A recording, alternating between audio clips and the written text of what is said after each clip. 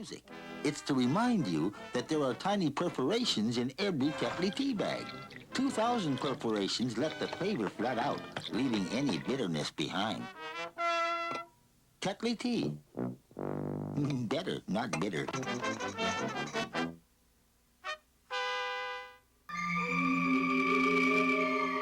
And so it came to pass that Nielsen would produce the ultimate Halloween treat. The Nielsen Halloween Pack. It's your...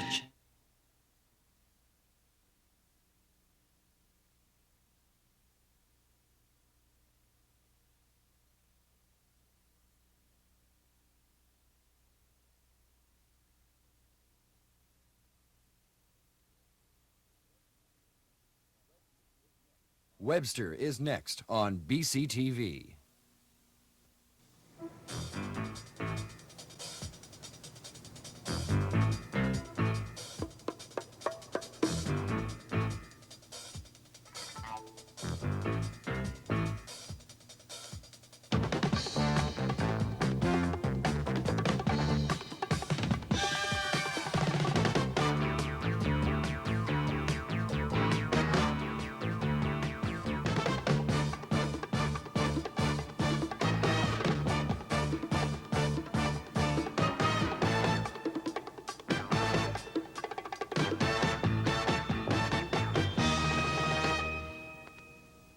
Good morning.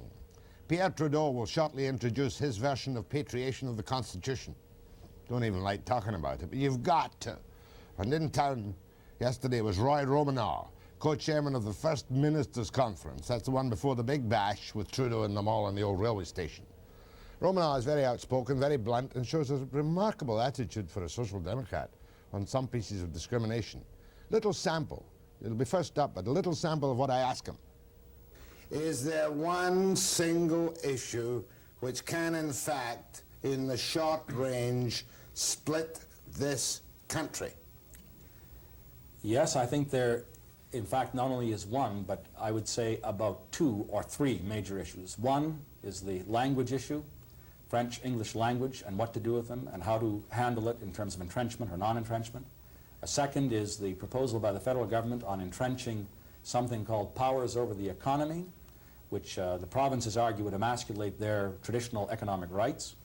And I think a third potential issue relates to resources, the right to tax natural gas export tax, which is what Mr. Trudeau and the federal government is claiming, and the provinces, basically BC, Alberta, and Saskatchewan, opposing that. More later. From constitution to criminality, from the sublime to the ridiculous, to a peek at the underworld, and what happens in British Columbia when you get in the hands of a loan shark, a usurer, and you might, for instance, like this man whom you will not recognize, borrow $10,000, and a little after you find yourself in this mess. After paying back $35,000 or $40,000, there was still a balance of $15,000 or $20,000 owing, which was more than the original note.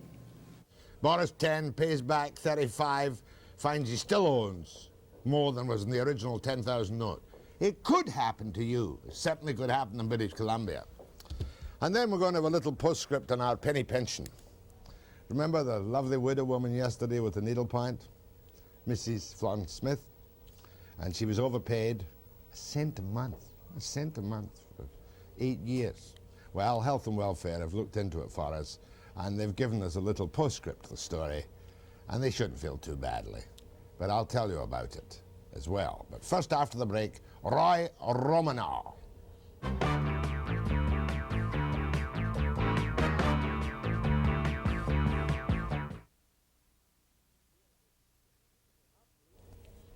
It's hard to realize, but the future of this country is at stake. It could split up. There isn't any doubt about it. And the debate will get more hysterical and hysterical as Pierre brings in his patriation. But first, Roy Romanow, one of the brains trusters, co-chairman of the First Ministers' Conference, and my questions to him on the crisis. Mr. Romanow, at the Canadian Club, they referred to the recent constitutional talks as the Uke and Took show. Now, if I said that, I'd be a racist. You explain to me what they meant by the Uke and Took show. Well, this was a phrase that was picked up, I'm not even sure how we picked it up, Jack, during the course of the constitutional discussions, the ministers. And when you were the co-chairman with Chrétien. Right, with Chrétien. And Chrétien is the Tuk, French-Canadian, and I'm the Yuk, Ukrainian, which I am. Actually, it happened at the Montreal Expos baseball game. I saw Chrétien surrounded by a number of French-Canadian people, and one of the French-Canadian guys said to me, hey, he's a terrific guy.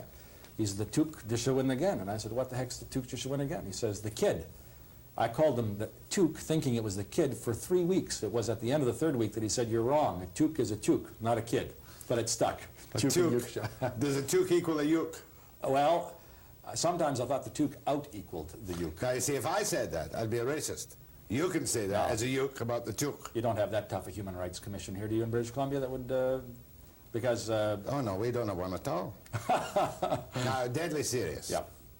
Because the public, Western Canada here as well as the East, can be totally lost in this miasma of confusion which envelops the country over the Constitution. Yeah. And I want to put it to you bluntly, as the Attorney General of Saskatchewan. Is there one single issue which can, in fact, in the short range, split this country? Yes, I think there, in fact, not only is one, but I would say about 2 or 3 major issues. One is the language issue, French-English language, and what to do with them, and how to handle it in terms of entrenchment or non-entrenchment. A second is the proposal by the federal government on entrenching something called powers over the economy, which the provinces argue would emasculate their traditional economic rights. And I think a third potential issue relates to resources, the right to tax natural gas export tax, which is what Mr. Trudeau and the federal government is claiming, and the provinces, basically BC, Alberta, and Saskatchewan, opposing that. I think those 3 are the flashpoints. Let's take them one at a time. Yeah. I'm a new Canadian, some 30-odd years. I find it very hard in my mind to refuse the other founding nation the right to education in their own language as a matter of entrenched constitutional correctitude. Argue against it. Can't argue against it, because I tend to agree with you. I think many of the opponents to that proposition are opponents who perhaps, and I don't mean this in any superior terms, obviously, but perhaps who don't understand the true contract, the true bargain of Canadians, the French-speaking and the English Canadians. I can't argue against that. I agree with you, and our province, as one, takes the position that we have to honor that commitment. But I think the argument against it is essentially from people, well, like, take my mother. My mother came from the Ukraine 40 years ago or so. Didn't know how to speak English, didn't know how to speak French, could not speak in either of the 2 official languages of Canada, still to this day is living, shopping, going to church, visiting friends in Ukrainian. Right. She doesn't understand why it is that we have to entrench something like French language, let alone English language. So there is an argument here, I think, which is basically founded on perhaps a lack of understanding of On emotion. On emotion, you're right, and perhaps a lack of an understanding. But if I were to say to you, Roy Romanow and Jack Webster, yeah. How can we possibly deny the right, where numbers are available, for a Canadian of French extraction to educate his children in English, and similarly a Canadian of English extraction to educate his children in English in Quebec? Yes, which is we very can't important. argue against that. I don't think we can argue. You're saying it's a political hot spot because the Trudeau government since '68 has fouled up the Official Languages Act machine. It's partly that. I wouldn't say solely or even mainly that on the bilingual business. You may not agree with me. I think that it's mainly a hot spot because some of the politicians, provincial politicians, I'm not now going to name any, I think are reacting to the perception, the emotional issue that you've identified, the mythology about the true nature of the country. But shouldn't you people be big enough? I'm talking about the Blakeneys, the Lougheeds, the Bennetts, and the rest of them, to say, look, this is something that if we don't swallow, we won't have a nation. I think a degree of leadership or bigness is required, but at the same time, being politicians, and I'm saying that in the best sense, the word politician, we have to try and make sure that we're not so far ahead of the consensus or the feeling of the Canadian public as to tear asunder this great country. In other words, there is a natural evolutionary growth to this thing, and we have to be careful how we handle that issue. Let's go to the Charter of People's Rights, as Pierre would call it. First of all, let me put this to you. Pierre believes he has the polls with him on the desire to return the Constitution. I think he's right. I think he does have the people with him. On whatever terms? Not on whatever terms, but on a large scale of terms. I think the issues are complex, but reduced to a simple form, very difficult for any Canadians to object to. All right, Mr. Romanow, you can argue me in circles because you've been dealing with this for how many years now? about 18 months. All right. But I'm an expert anyway. Supposing Pierre said, I'm going to ask my House of Commons, in which I have a majority, Yeah. to bring back from London, with the present amending formula, the simple, uncorrected British North America Act. Yes. Would that be accepted by provinces as well as the House of Commons? It would vary from province to province. I think the House of Commons would accept it, and probably the British House would accept it, in my judgment. As to the provinces in Canada, it would vary. Province of Quebec will oppose that, because they view patriation as the ribbon on the package of patriated items, the amended items, the renewed constitutional matters. And I think, as a matter of principle, Saskatchewan, too, would oppose simple patriation, because our concept, Jack, is that Canadians should patriate only when there is consensus and accommodation and compromise among all the regions. Now, some of the provinces may come out really fighting in this area. It'll vary from province to province. Before I ask my next question, though, I mean, I regard René Lévesque, who might have been the leader of the NDP if things had been different, because he is a social democrat, well, basically. I'm not sure I would fully agree, but Who might have been. either that he would be leader or that he's a social democrat, but he's a progressive. Okay, let me fellow in put some it ways, to you, yes. that René Lévesque, by his agreement, or apparent agreement on consensus on that Friday morning breakfast at Chateau Laurier, conned a lot of you. Well, first of all, I've always taken a bit of a skeptical view about the so-called consensus. Perhaps that's not a very popular thing to say in BC or elsewhere. No, but so weaselly you could slice it like bologna. Frankly, I think the consensus, if it was really pushed, and if we really were asked, the premiers and the provinces were asked what it really meant, I think you're right. I wouldn't quite use those words, but it would be, it's like pushing fog in some areas. You're right. But nevertheless, it was represented as a consensus. All right, what happens if Pierre has decided on a formula by which he's going to bring back the Constitution from Westminster on some kind of amending formula, plus opting in provisions on all his pet points? Again, in other words, for the federal government only, but you people would be allowed to opt in to various things. Well, I think that's not likely to happen, certainly on the French-English language situation, Jack, because I don't believe that we've gone through a whole summer of turmoil on the Charter of Rights, of which language is a part, only now to have the opt-in provision given to us. They would have, I think, offered that earlier. But on the assumption that it's there, again, I have to answer it the same way as I did earlier. It depends on the various provinces, and there's a kind of a slow burn point. Some will object violently on simple patriation. Quebec will do that. Maybe British Columbia will do that. I'm trying to speculate now and guess.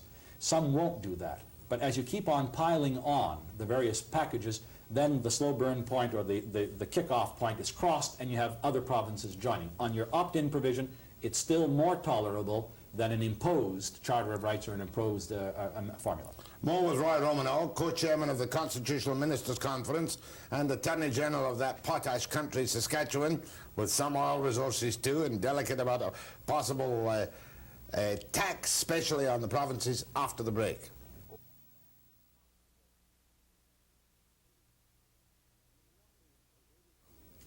You've not been evading me, Mr. Romanow, in any way, shape or form.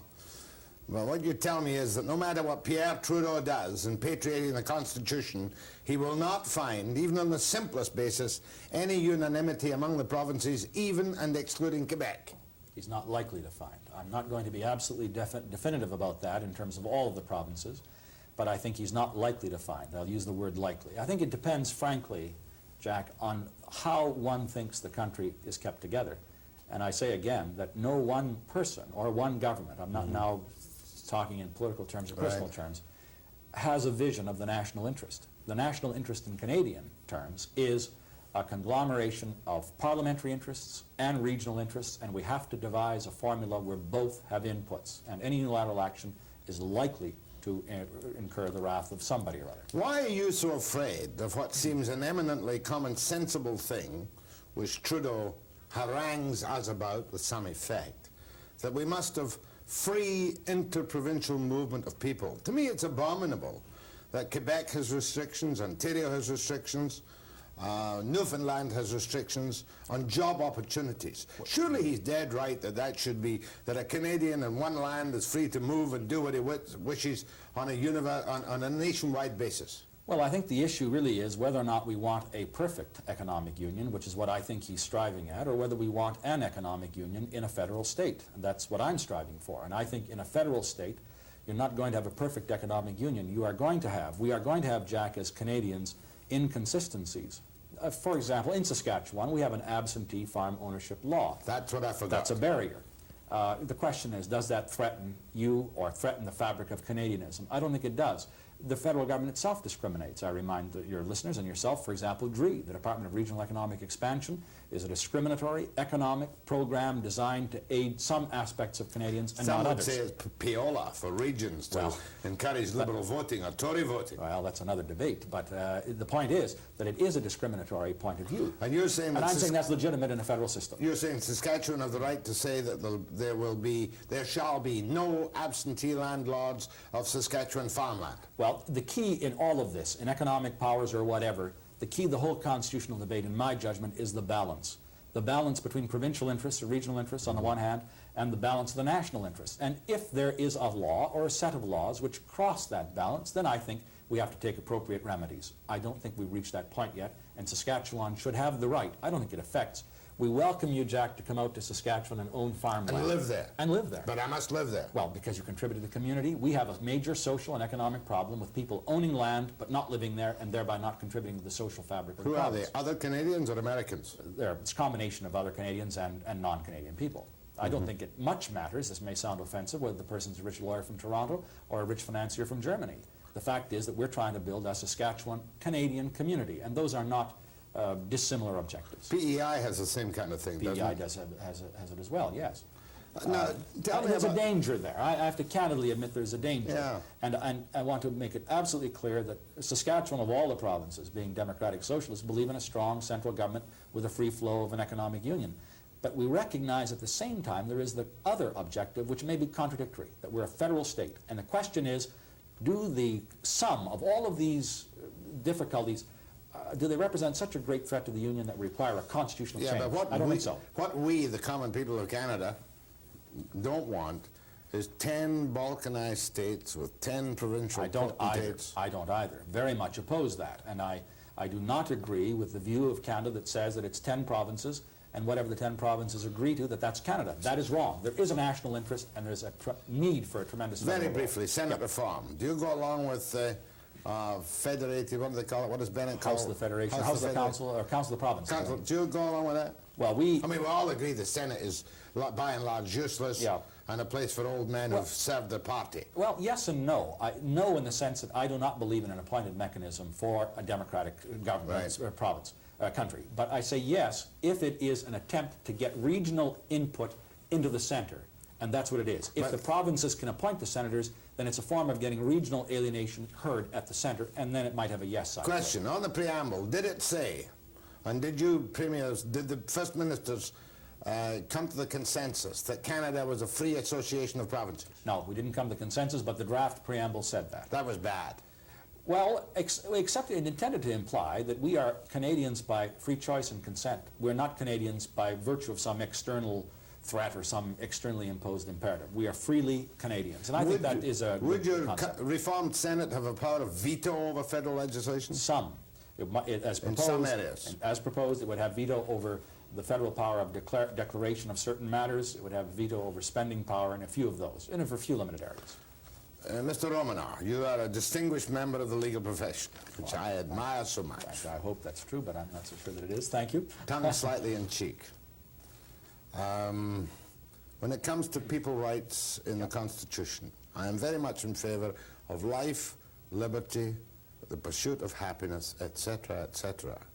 Are you unalterably opposed to the Trudeau vision of a U.S.-style constitution with people's rights embedded in a written constitution?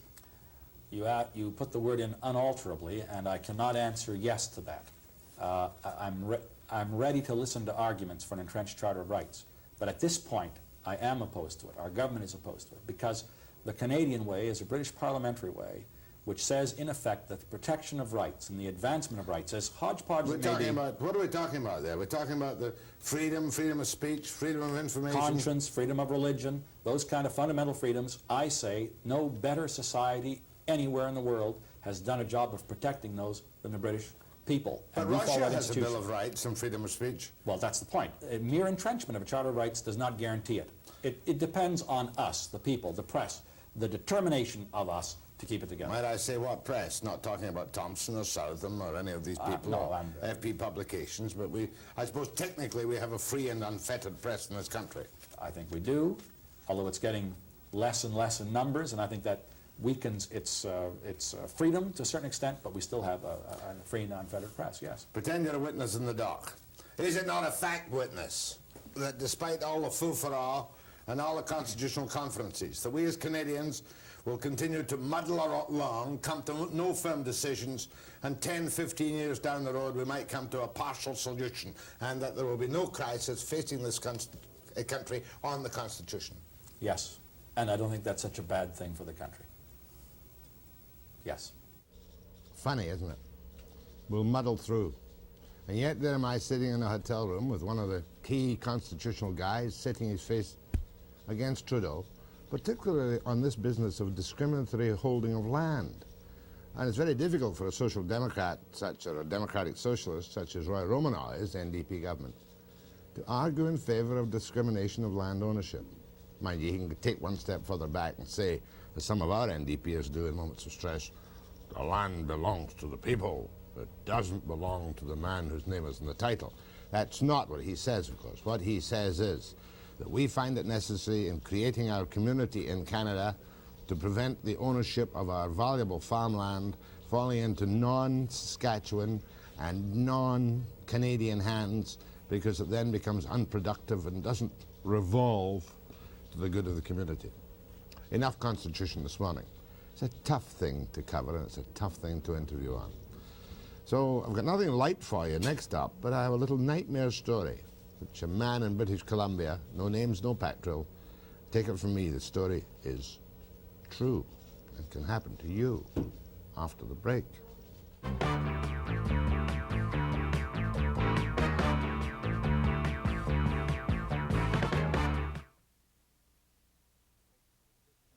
There are people in Vancouver called, and in British Columbia, North America, called 6 for 5 men.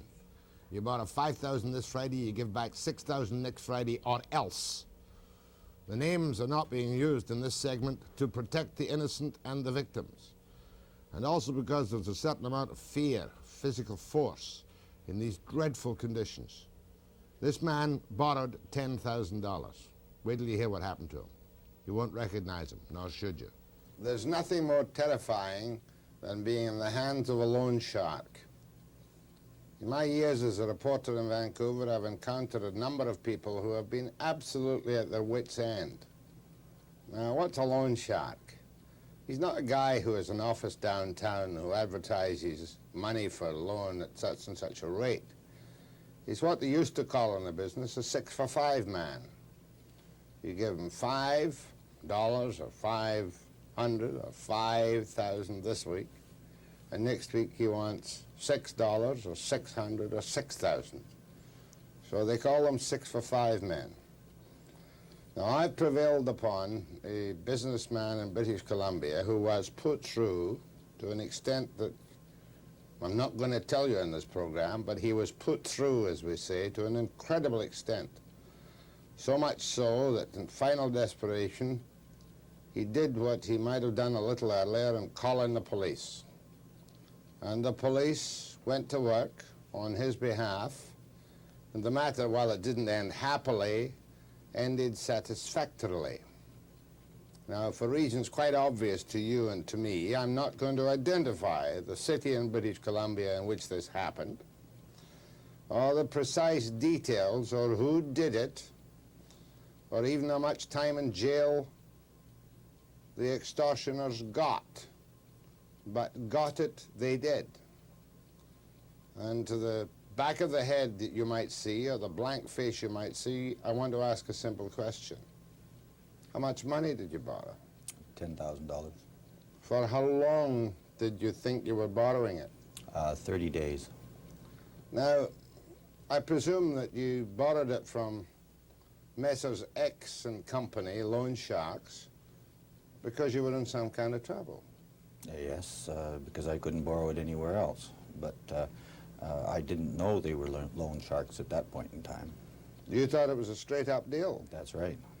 Tell me, did these people go through the formality of hail fellow, well met, we'll lend you 10, give us it back in 30 days, or was it, we'll lend you 10 and it'll be X% interest over a reasonable period?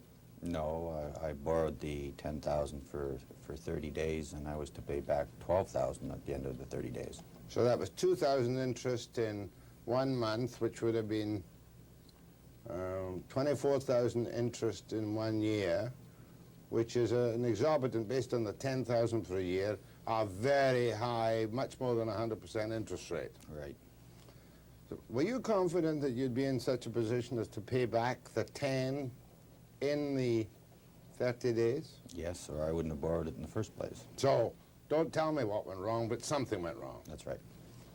Broadly speaking, what happened at the end of the 30 days? Well, I didn't have the $10,000 to repay, so I paid $4,000 and got a 30-day extension. Oh, that $4,000, said Webster naively, was of course deducted from the total amount that you owed the $12,000 plus another $2,000, which brought it, say, we'll say, to $14,000. That $4,000 would be taken off. Oh, originally I thought that that was the situation, but in the end result I was totally wrong. So therefore the $4,000 you paid was merely a stall for them, and you still owed all the original money. That's right. My goodness gracious me. For how long did this go on? Well, it went on in total for a year.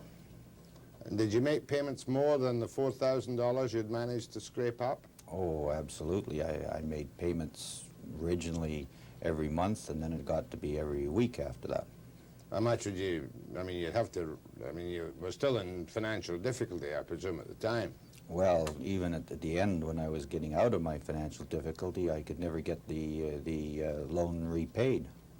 Because of the fact that the payments you'd made in the meantime were not recorded as payments from the principal or the interest. That's correct, and secondly, because you could never get an accounting of what the end figure ever was. Before we come to the other nasty unhappiness of the whole business, the $10,000 were finally rolled up to how much did you owe them on the face of it after your payments of a number of thousands of dollars over that year? Well, according to my calculations, after paying back $35,000 or $40,000, there was still a balance of $15,000 or $20,000 owing, which was more than the original note. How do you cope with a thing like that? What do you do? With a great deal of difficulty. Now, in the meantime, were these people urbane, suave, gentlemanly, and sophisticated in their dealings? Oh, at first they were sympathetic and understanding, and then the cat and mouse game started. If you pay me a little bit of money this week, I'll take the heat off for you for the next week, and then the next week it would be the other guy taking the heat off for the next guy. And is the note bouncing around from associate to associate to associate? No, I think it stayed in the principal's hand for the total length of time. And all the money you managed to raise while you were trying to recoup your fortunes was merely bonus payments to keep them off your back? In the end result, that's correct. Any threats? Well, they started after several months, mild threats, and then they got to be more severe threats. Heavier and heavier and heavier? Correct. Finally, you're up against the wall. Correct. What does a man do? I mean, a man, I know a little bit about you. Your background is good. You've overcome this difficulty, hopefully. What do you do? Well, after you tap your friends and other people to keep the payments up, you finally get to a point where you only have two courses. You either run and hide, or you seek help from the authorities. And you can't run and hide, really. No. There's no place to hide from these kind of people. Well, you're probably right. So you seek help from the authorities, by which you mean you go to the police. Now, perhaps if I were a hard-nosed policeman, I might say, oh, to hell with you. You were stupid. Goodness gracious, you knew the kind of people, if they're going to give you that kind of money and going to put you through, what help do you want from us? How did you find the authorities?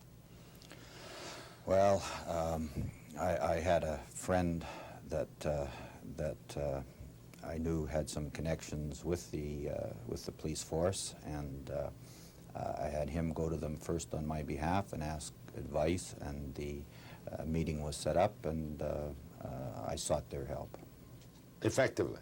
Right. They used all modern conveniences and they nailed the people, did they not? They were very, very thorough and competent in their help. Having to do it over again, would you have gone to the police sooner? Well, hopefully I would never have been in the situation to need that kind of money again, but yes, at the first instance of threat, I would have sought help. What's your advice to anybody who's tempted by a 6-for-5 man? My advice is simply that the first opportunity to go to the police and lay the story on them, and they will get a good hearing and be helped. Best of luck. Hope you're out of the soup. Thank you. In fact, I know you're out of the soup. I hope you stay out of the soup. Thank you. That's terror in the name of loan sharking, because once the cat and mouse technique begins, it gets heavier and heavier and heavier and heavier. And there are a number of recorded cases in this part of the world where people get badly beaten up when they don't come through with the money.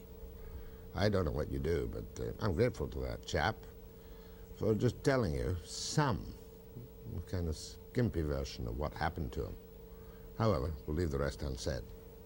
This morning, we don't have time for phones this morning. I have a number of reports to give you on our developing stories that we haven't quite followed up on. Might even talk about this very confusing report this morning on the new kind of drinking regulations. See what we'll do anyway. But first, after the news, we're going to give you the little progress report on Mrs. Smith's penny pension after the break.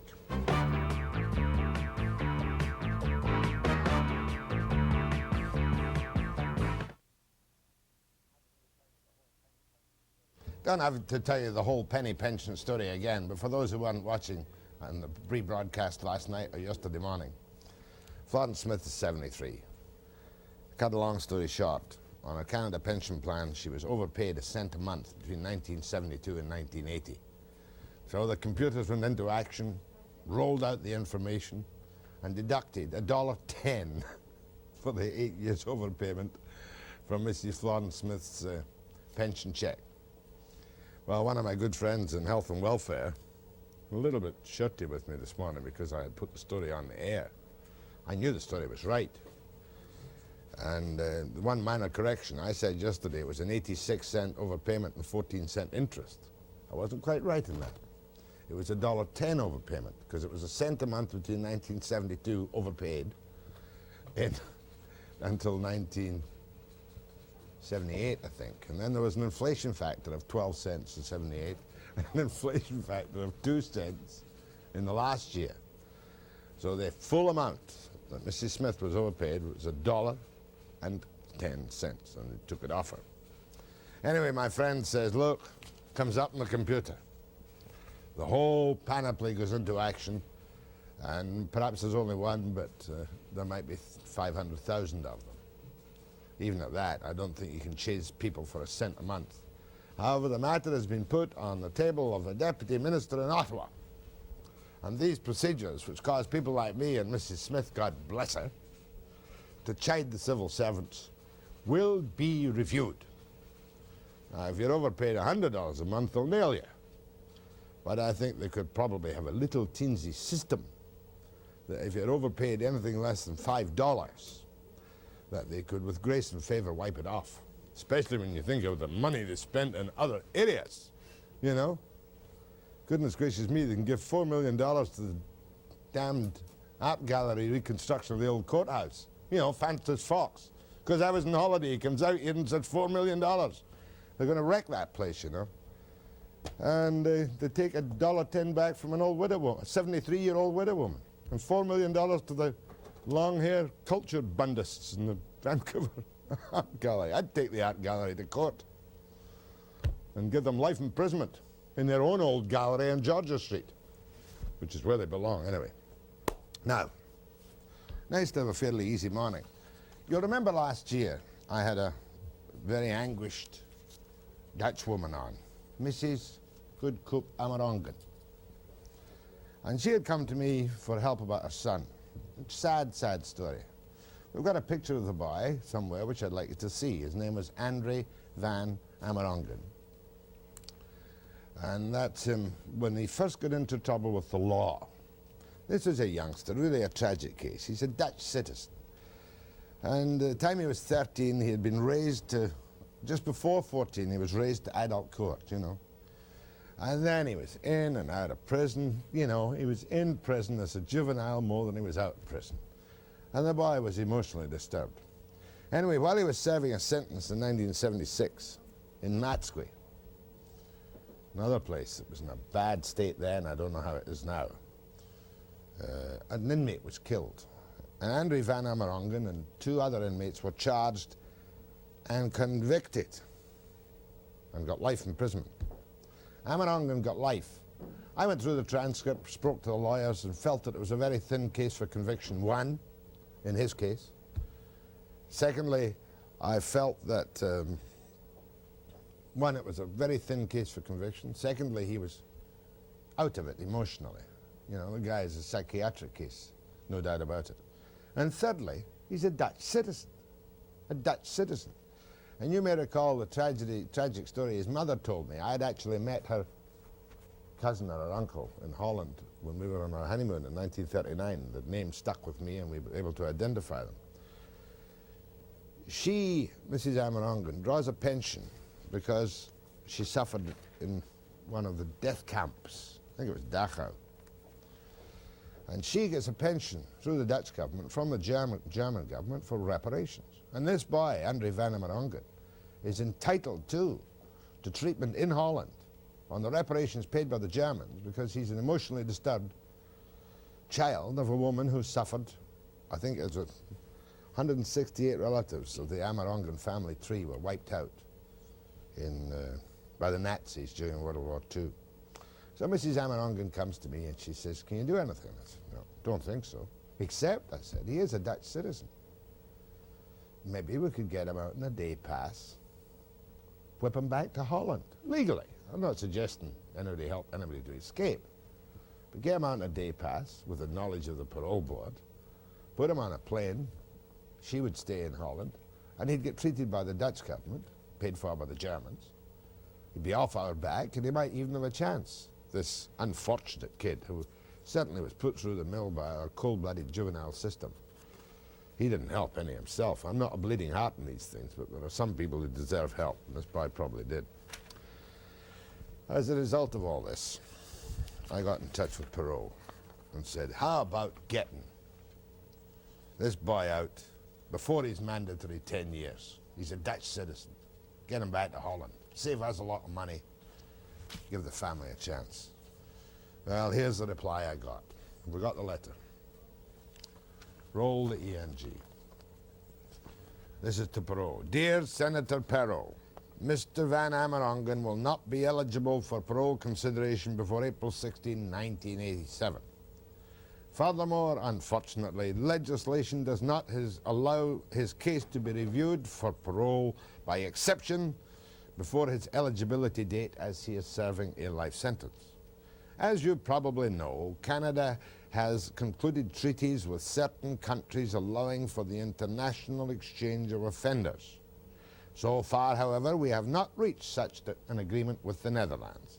If we had, this would have been a mechanism through which the return of Mr. Van Amerongen to Holland could have been effected. W.R. Outerbridge, Chairman of the National Parole Board.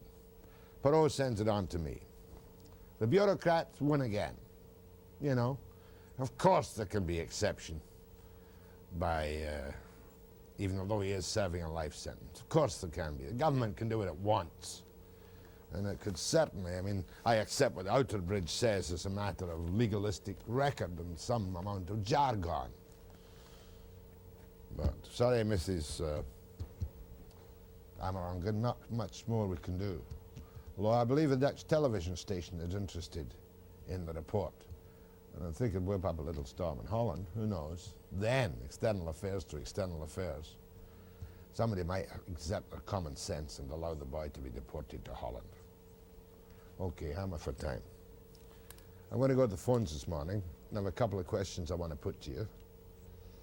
And the man with the beehive is here. Were you watching yesterday? I'm not going to put him on the air, I don't think, but you'll remember I had a call yesterday when I was pulling Van der Zam's leg for Mr. Van De Kerkhof, who was mad at Mr. Van der Zam because of a ventilated beehive. So apparently Mr. Van De Kerkhof is upstairs with his ventilated beehive. However, we'll deal with what comes. Hey, free for all. Oh, got some letters to do too, haven't I? Must do my letters. In fact, I'll do the letters right after the break. But let's have some intelligent calls this morning, eh? Take it away.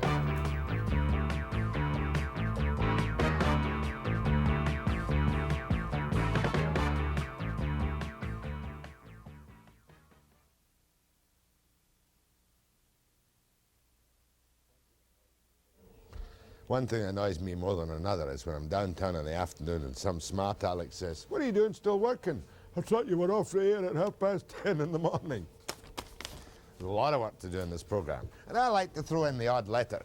Most of them aren't really quite usable, but some are. And I like the nice letters. This is from a woman in Summerland, and she says, apropos of a call, which I had the other day where the kill button didn't work, "Please don't let any idiots who phone in and call you names fluster you, Jack. They are not worth the worry. I just wish I had the nerve to phone in and tell you how much your show is appreciated. Keep up the good work." Next one is not quite so jolly. This is from Chilliwack. Boy, it says, exclamation mark, it says, boy, it says, "You must be marching to the beat of a different drummer than the rest of us. I watched in anguish just before the last federal election as Pierre Trudeau twisted you any which way as a guest on your program, and Marc Lalonde this morning did a rerun of Trudeau. Surely you must know by this time that Trudeau and his French cabinet have a goal in mind. They don't give a darn about the BNA Act, the Constitution, and a debt-ridden Canada. Their one objective is to turn Canada into a French-controlled and French-speaking country. 8 out of 10 premiers also know that this is his one main objective. The other two are politicking, with respect and without prejudice." ICBC. Don't normally touch things about ICBC, but here's one I think which will happen to a lot of people on a day like today, which might strike a chord with you. "Charging $300 extra premium, the fair deal, to any person on behalf of whom the ICBC has had to pay out more than $100 is grossly unfair to the person who shares only a minor part of the blame." Is it coming? Good. Minor part of the blame. Roll it up. Unfair to the person who shares only a minor part of the blame. I know of 2 cases, for example, in which a person was rear-ended. The car, that is. The police felt that the person who was struck from behind was partially to blame in each of these cases. On the one hand, for traveling too slowly across the Oak Street Bridge at night in the rain, and on the other hand, for not signaling enough.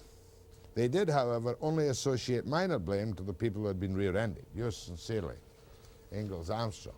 Fact remains, though, that on minor blame, if more than $100 is paid out, you're stuck for the $300. Ain't fair. Okay, one more letter. It's about the battered wife syndrome. "Dear Webster, I am one of those abused, battered wives you discussed one day last spring on TV. It was right after I was out of Penticton Regional Hospital, and if I remember correctly, the law had been changed so that there would be instant help if there was any battering or abuse. Just one phone call and help would arise. The lawyer and police only politely told me to go back for more, and that they could not get the husband out of the house. He had a job, made money and paid the bills, so he was allowed to do as he pleased to my body. Anonymous." That, of course, is the syndrome, the battered wife syndrome. It's very difficult for the police, despite all the protestations from social workers et al. Ad nauseum about what should be done. Bad marriages are bad marriages. They're not made in heaven, they're battered at home. And it's very difficult for the police, unless children are in need and care of protection, and even then it's not easy for the police to act. Okay, going to go to telephones. Where shall I go? I have a number there, do I? No idea. I was wondering if I should do a little poll on Brick this morning, but I don't know what kind of question I would ask you on Brick which wouldn't be in some way a little bit prejudiced. For instance, my idea of asking a question on Brick, if I do a poll, I don't want it yet, might be, do you believe the Kaiser deal is a good deal? Better still, should there be a public inquiry into the Brick Kaiser takeover? Then I might be accused, however, of attempting to drive down the price of brick stock. I might be accused of all kinds of things, so I'm not going to do it. I'll take the phones. Go ahead, please. Jack? Yes. I wanted to talk to you about the customs. Now, am I right in surmising that the customs is a federal branch? Yes, of course. Yes, of course. Now, could you explain to me, or what has gotten on my craw, is when the beer strike was on, you were only allowed at the start to bring 2 cases of beer over. Then they decided to move it to 10, and they put an extra tax on it. Now, did the federal government do that, or did the provincial government do it? Federal government. The federal government actually... The provincial government cut the price by a few cents. I'm not a beer drinker. No, they raised the price, Jack. No, they cut the price. Towards the end, they cut the price of the Olympic beer. They've cut it now. Well, towards the end they did. No, it's a federal government regulation and they can do what they like. Go ahead for Victoria. Yeah, good morning. Yes. Free for all this morning, Jack, is it? Yes, yes. Well, this is probably not as fascinating as ventilated beehives, but I've been wondering for a couple of years now. Our province has got probably the nicest provincial parks in Canada.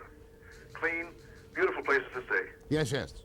Our lumbering and so on is the biggest industry in the province. Right. The toilet paper in the provincial parks is imported from California, complete with the dispensers and the rolls, and has been for 2 years, and I don't understand why. Whose toilet paper is it? I don't have the wrapper with me at the moment, Jack. Why not? Not in the provincial park, for one thing. You didn't proof your case. Well, I'll write you a note about it if you like. Send me the wrapper. All right? It's absolutely disgraceful. Well, I think it's kind of... So it should be. I mean, it should at least be used BC toilet papers and BC parks for BC tourists and BC residents. Thank you, sir. A matter of great moment. Oh, you hung up on me. Go ahead, please. Oh, Mr. Webster. Yes. I was very disappointed in your TV station and also the other stations that they didn't find it important enough to put on about the young fellas and older ones that had risked their lives of saving other people and getting the Medal of Bravery on Friday. Story out of Ottawa. Yes, it was. I thought it was terrible that in this time... Are you sure it wasn't on television? No. Are you sure? I'm sure. How many local youngsters, local people were involved? There was 15 altogether and 6 from British Columbia alone. Yeah, well, now what do you do? I don't know. There should be recognition of the fact, you know, and they should get some coverage because... Well, yes... I agree. I apologize. I can't explain. Was one of them related to you, my dear? Yes, it was. Your son? Yeah. What did he do? He 3 years ago, he saved 2 people from burning to death in their car. On the Hope Princeton Highway? Yeah, near the Thompson River there, where he was fishing. And then there were some from there was 2 Mounties, by the way, from British Columbia too. Yeah, no, I can understand a little touch of chagrin in that because the government. There was nothing at all, and it was very sad. Some of the cases that had been told.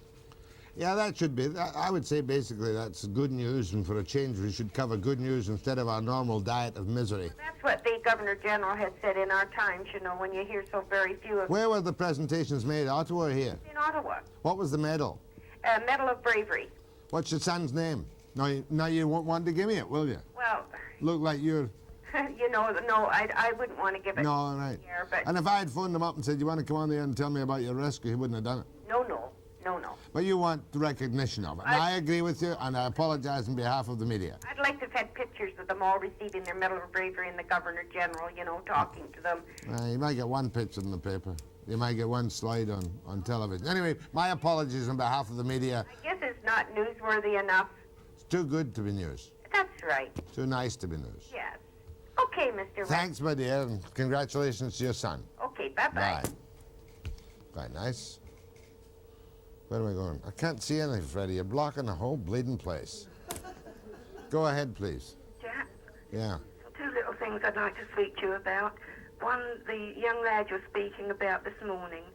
Is there any way that perhaps Mr. Bill Van Der Zam could, sort of get in there somehow? He's pretty obstinate in his views and... No, I think the only way you could get it done down would be through the Dutch government. So we've got a little plan cooking which might come off, which might raise some interest in Holland.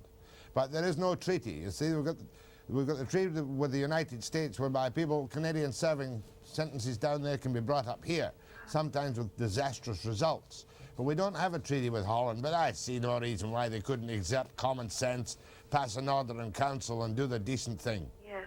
But, you know, it goes from me to Perot, Perot to Outerbridge passes to a lawyer, the lawyer says it can't be done, so it's not done. Somebody raised it on the floor of the House of Commons and screamed and shouted about it. It might get something done. I'll keep up my nag anyway, you never know. I certainly hope something will be done. Okay, my dear, thank you. After the break.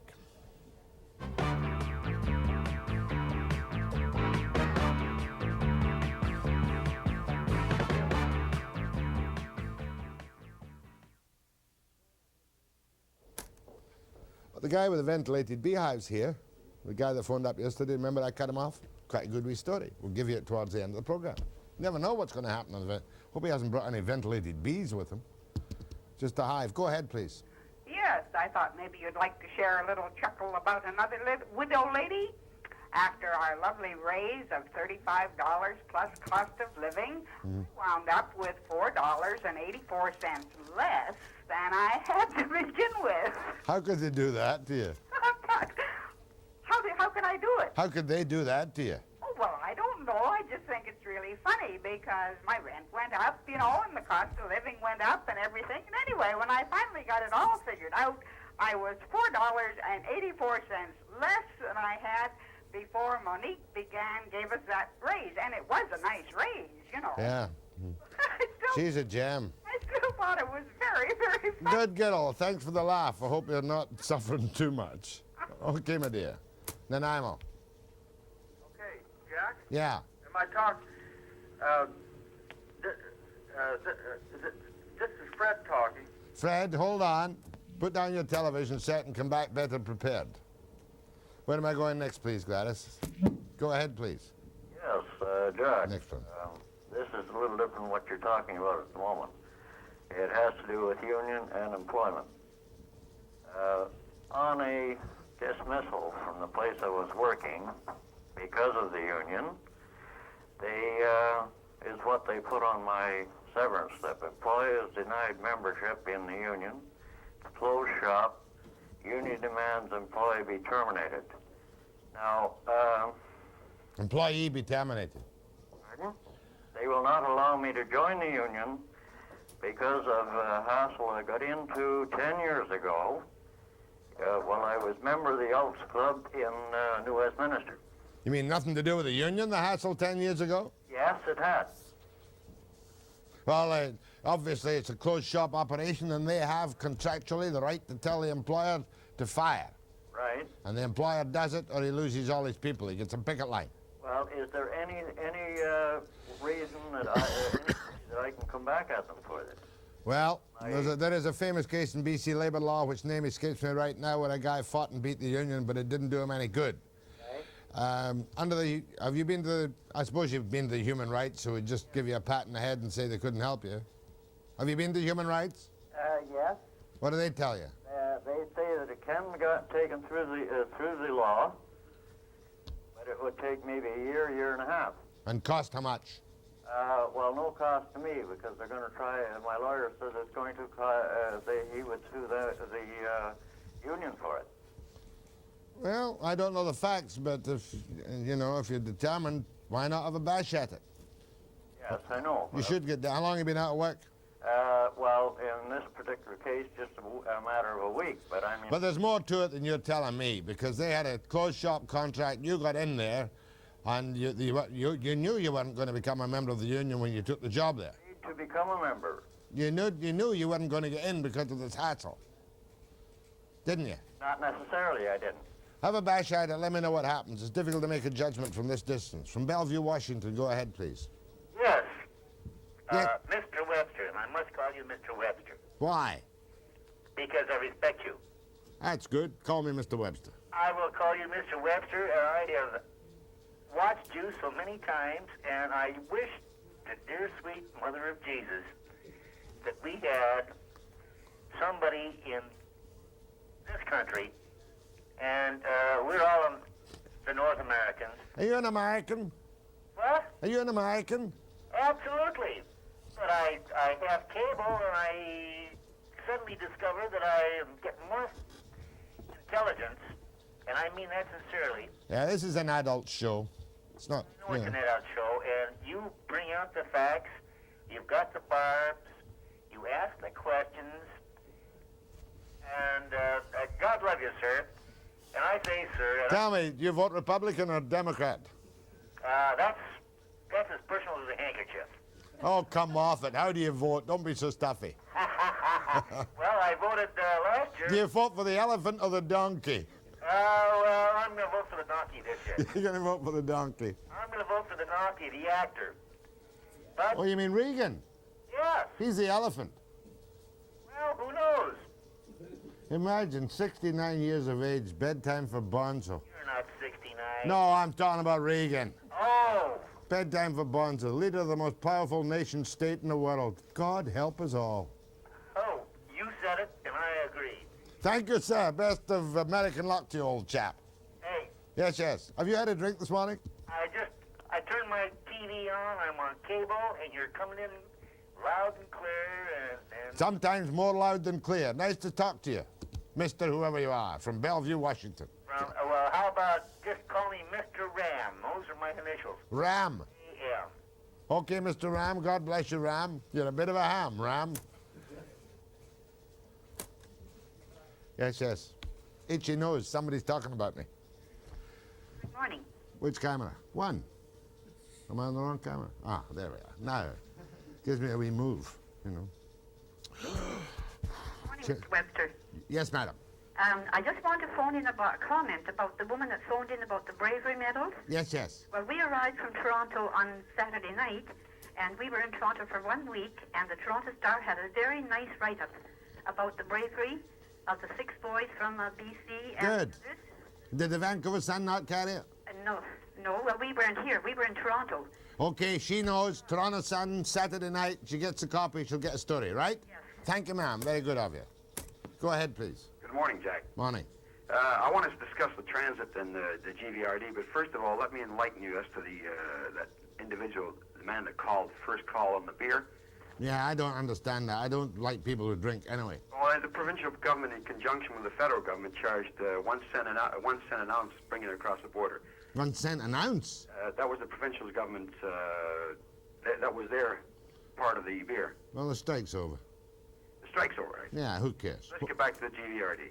No. I wanted to get on the air with you yesterday. Oh, with old Van Der Zan. That's correct. I live a few blocks from him. Oh. And we're in an area where we're not serviced by bus. Well, it must be a wealthy area. Van Der Zan lives there. But the whole of Surrey, I'd say about 75% of Surrey is not serviced by bus. And yet, I disagree with taxation without representation, whereby the GVRD can charge us to get the hydro. We have to pay extra money on the hydro bill. We have to pay extra money on the gas, and we don't have a bus service. We had an election here whereby and discussions about the industrial sites out here in Surrey. We elected our municipality on the basis of the industrial sites, which we didn't want. And then the GVRD brought their plan in, and they decided they were going to put all these industrial sites in. You've lost me. You've lost me. Complicated. And then... there are too many levels of government, I'll tell you that right now. These regional districts and the regional hospitals and the regional parks, all it's meant is another level of bleeding bureaucrats with their index pensions sitting around doing their 3.5 or their 4.5 or maybe, if we're lucky, their 5.5 hour day. And I think we're over-governed to death. Hear, hear. Hear, hear. Thank you, sir. Victoria. Yes, good morning, Jack. Good morning. I have one short beef.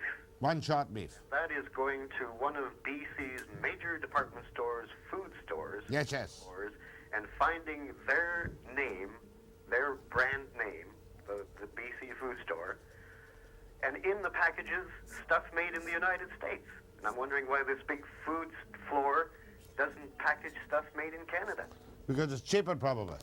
Might even be better quality. But it just makes me burn. Oh, you buy American food all the time, name of goodness.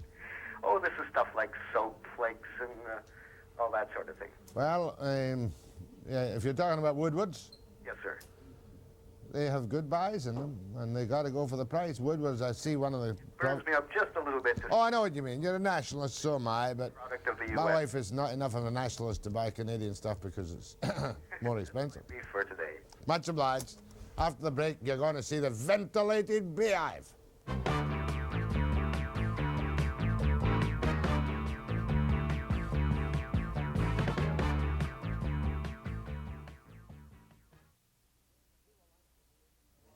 To steal a line from the AP story, build a better beehive and the world and the bees will beat a path to your bee door. And here's the guy, Van De Kerkhof. I could have cut his throat yesterday morning. I'm talking politically to Van der Zam. And was it you who phoned? Yes, sir. Gave you kind of shock shrift? Yes. I did. But you have a good little story to tell me. Yes, I do. First of all, I want to see this ventilated beehive. How can a bee ever have lived without a ventilated beehive? Is that it? On the monitor? Yes, that's our Kerkhof ventilated beehive. This is a new invention. This is a brand new invention. How come that you had to invent this when bees have been in Canada for many hundreds of years? It's just a simple story of economics. Canadian beekeeping industry can no longer survive buying United States bees every spring to replace packaged bees that are destroyed every winter in Canada. I've got it. Therefore, without a ventilated beehive, my bees die or I have to kill them each year. Is that correct? That's correct. So you and your father, is he another Johan? He's Herman Van De Kerkhof. Herman Van De Kerkhof. You invented this beehive. Now, what's so bleeding different about that beehive? The secret, Jack, is the ventilation. The ventilation allows the bees to safely overwinter in our Canadian climates. Well, wouldn't that make them colder if there's big holes in the thing? That's... Show us the bee door again. Where's the door the bees go in? We still got that shot? We'll see it in a minute. Jack, the cold does not just kill the bees at all. It's the moisture in the hive. As long as the hive is dry, the bees can overwinter in any climatic region of the world. From the warmth of their own body heat? That's correct. Busy little bees. That's correct. Now, the success story. First of all, you went looking for a handout from the provincial government. How much? We approached them for some funds for testing in British Columbia. How much? Approximately $10,000. And is it not a fact, Johan Van De Kerkhof, that you were lucky they turned you down? I would say yes. Because what happened to you? By the way, is this ventilated beehive patented? It's patented in Canada, United States, and 10 other countries of the world. Okay.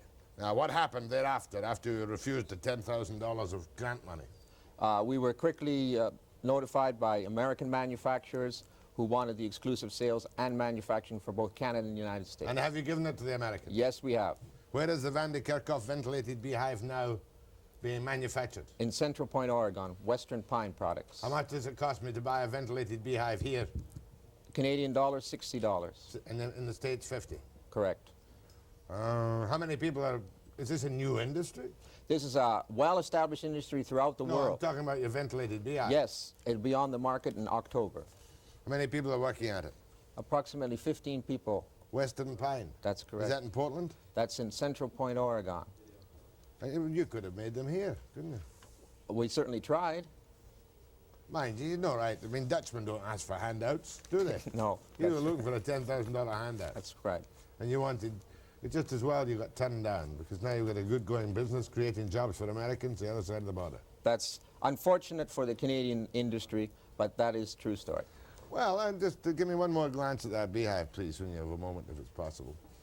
Because I don't want people to leave this program this morning without having a good look. Anton, why don't you hold it up and turn it around? Could you be the stagehand, Anton? Pay union dues. Anton has the beehive. What is that? That's the lid. That's the lid of the beehive. The lid. I see. Okay. What else is there? This is the center part. Center part. It's like a big box, Jack. That's where the bees are. In there, the bees are in here. In here, this is the ventilation. Where's the ventilation? Inside, between the walls. See, He says normally it's just a box. In this case, you put airspace, and the air comes up through there, and it's enough to dry out the beehive. Thank you very much, beekeeper Koshani. Quick lesson. Quick lesson. And nobody else has ever invented it. No one else has ever invented it, and we have a Soviet patent application, and they're very interested in using it in Russia. You might finish up a multi-millionaire on this deal yet? I'm a beekeeper, and I'm most interested in beekeeping. Well, look, Van De Kerkhof, Johan, I'm grateful you came down this morning. If we raise a story on the program, we covered it. I asked you to come at 10:30, you were here at 9:30, I had a quiet morning, gave you a free plug. Please don't send me any bees. Thank you very much, Mr. Webster. Don't mind the bees, it's the yellow jackets that scare me witless. They're not bees, are they? No. What are they, wasps? They're wasps, yeah.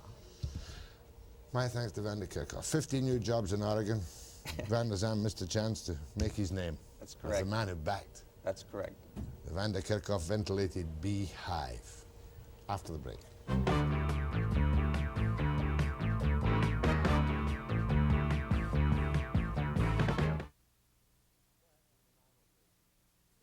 Go ahead from Nanaimo, please. Yeah. Jack? Yes, yes. Speaking, go ahead. Is this Jack Webster? No. Yeah, of course it is. Huh? Of course it is. You've been hanging on for 10 minutes. 10 minutes I've been on for goddamn near... Oh, mind your language, mind your language. Tell me your point. the thing is, I want to, You're the guy I told to put down your radio and tighten up your thoughts. Try again. From Courtney, go ahead, please. Yeah, Jack. Yeah. I was watching your program the other day. I noticed a book on your desk, and it looked like Howard Ruff's How to Prosper During the Coming Bad Years. Were you reading it? No. Oh, have you read it? No. Have you done anything on economics lately? No, not lately. I should do, I suppose. I've read both Ruff and Brown and Shulman, and I find them all very interesting.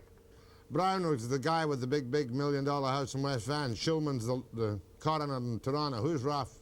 Ruff is a Mormon that wrote a book called How to Prosper During the Coming Bad Years, and it's similar to Brown's and Shulman's. Buy gold, stack silver in the basement, and get into real estate. Pretty close. Okay, boy, much obliged. They'll do it one day. Go ahead, please. Good morning. I'm calling about the confusion which will be caused by the closed courthouse doors. And I wondered whether it could perhaps be turned into an asset, considering that they're situated right behind the fountain in the plaza. I thought perhaps those steps could be changed by landscape gardeners into terraced small gardens. No. No. You're not. Doors are, you could have two statues that would be quite attractive rather than just an item of mockery that the doors are closed. Nothing more attractive than these huge oaken doors. I'm sure they're oak. Oh, well, if they will open, that's fine then. Of course they will open. It's just these art gallery people who've got some silly ventilated beehive in their bonnet. Well, the only thing is that you did mention, or your news mentioned the other day, that it was now beyond changing because the plans were already too far. Well, I know, but I covered this in fair detail last year, including making a fuss about the non-opening of the doors. But they got the money from the federal government. It won't cost $14 million. It'll probably cost $20 million. There's no earthly reason why these doors couldn't have been opened. And I'm really appalled at what they probably will finish doing to the inside of that magnificent old Rattenbury courthouse. Well, then that's fine if they can change their plans. I'm sure they could, but they won't. All right, then. No, they won't. Pretty arrogant bunch. Okay. Go ahead, please. Morning, Jack. Morning. Okay, I just got a question for you. When are you going to put somebody from the Labor Board on your program? Very difficult to get anybody from the Labour Board on the program. Matter of fact, though, we'll see if we can get Don Monroe on, or Ron Bowen. I'm waiting for the decision from Whistler. Yeah, well, I'm just trying to find a little information from these people. It's very hard to get a hold of them if you want to deal with union business. That's another building bureaucracy. I mean, Labour law, Labour boards, and a whole brand new panoply of civil servants who with extraordinary authority, of which I'm always highly suspicious. Well, I am too. I'd just like to know when do you think in the future? Well, you know, I see Monroe's kicking up a bit of a duster downtown these days, Jack Monroe. The only Labour Board guy I ever had on who was willing and cooperative and pressed himself forward was Paul Weiler. Yeah. He was good. I'm not saying his decisions were right, but Weiler was a forthright man who had innovative ideas. Well, I'm pretty naive, Jack. I'll try and get Don Monroe on. What's their policy? What's the Labour Board for? Labour Board is to administer the Labour Relations Act of British Columbia. Well, they don't seem to be doing that very well, do they? They do sometimes. They take long enough. We're still waiting for the Whistler decision, but I'll try and get Don Monroe on. I'm much obliged. Go ahead, please. Jack, I'm one of your more... Oh, hold a second. I've got to take a call from Kamloops. Go ahead, please. Good morning, Jack. I'm calling in regards to the direction I see television news taking these days. Well, go on. Well, I'm getting a little sick and tired of seeing pretty young women who can barely read their own name, and the fact that they're doing the TV news is only because they're pretty to look at. Keep going. Well, I just think it's... The knives in my back will only hurt when I laugh after the program, but keep going, it's a free country. The fact of the matter is, though, Jack... You surely want a grizzled old nit like me to read the news, would you? Well, that's the point I'm trying to make. You don't see wrinkled old women reading the news, but it's all pretty young women, and a good anchorman as such... Oh, now, Tony Parsons is absolutely first class. Oh, I got nothing to knock against Tony Parsons. Even if he does loosen his tie at 5 to 5. That's me doing it, Tony Parsons. If he can do it, I can do it. Well, it's just that I think television news is becoming... I'm not quite as handsome. Oh, well... Look, I happen to agree with much of what you say. I don't know what it is. It's a trend that began in the United States. Maybe you're getting old, too. And, How old are you? How old am I? Yeah. 23. Uh-huh.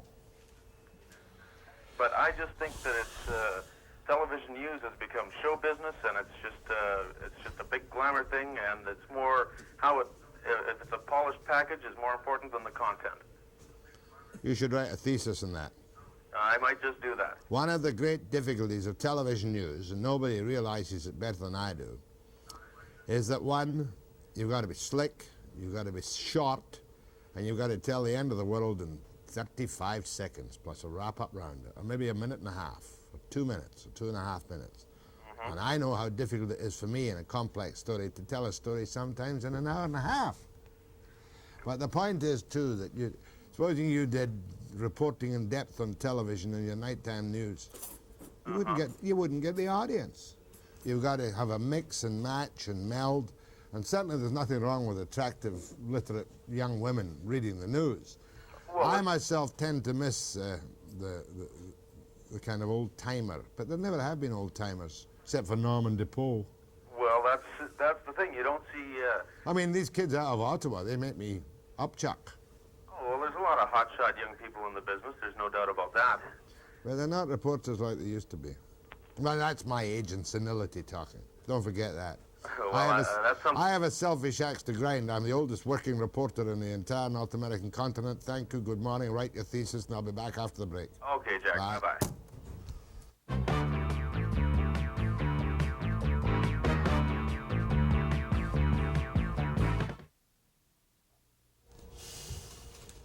Tomorrow, Gladys? Jack Davis is going to talk about brick and other things. That's right. And the coal. Remember, he used to be a federal cabinet minister and a provincial cabinet minister. And he had a problem. Talking a lot, though, now. He's bright. Don't knock him.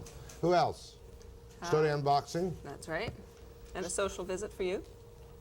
Some friends. Oh, that's a wee boy. 9 a.m. precisely tomorrow.